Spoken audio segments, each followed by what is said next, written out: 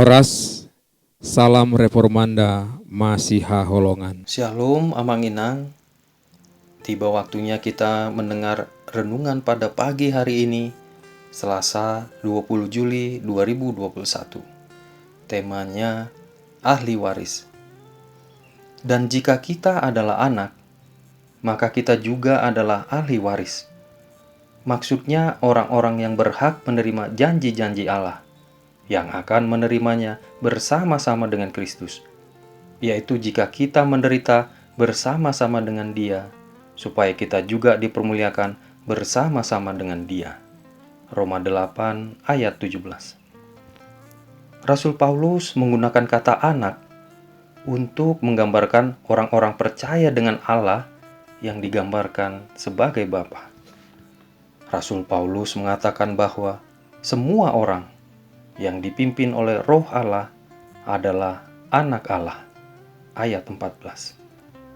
Semua orang adalah anak Allah.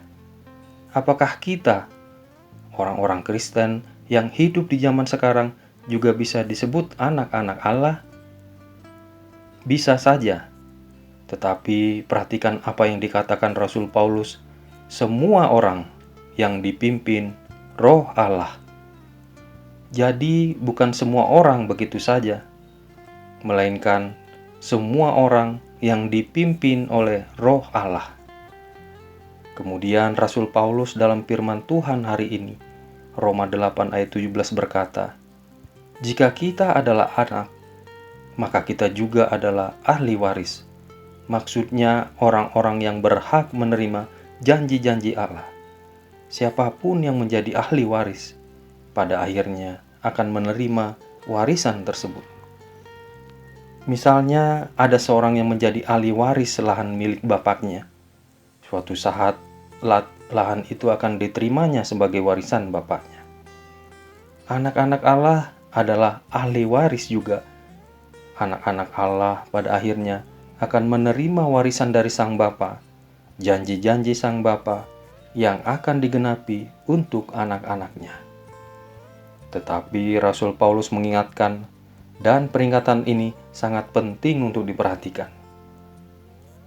Yang akan menerimanya bersama-sama dengan Kristus, yaitu jika kita menderita bersama-sama dengan Dia, supaya kita juga dipermuliakan bersama-sama dengan Dia. Ahli waris tidak begitu saja menerima warisan itu.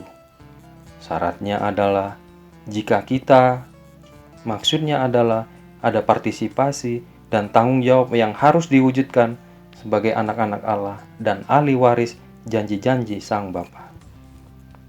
Tanpa partisipasi dan tanggung jawab untuk mengikuti kehendak Sang Bapa melalui hidup dan karya Kristus, janji-janji Sang Bapa bisa saja tidak terwujud dalam kehidupan anak-anaknya.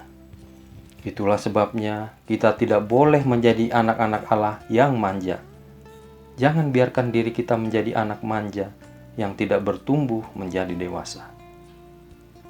Pertanyaan untuk direnungkan, apakah saya ini adalah anak Allah yang mewarisi janji-janji Allah? Sudahkah saya mengikuti kehendak Allah walaupun harus menderita? Kita bersatu di dalam doa.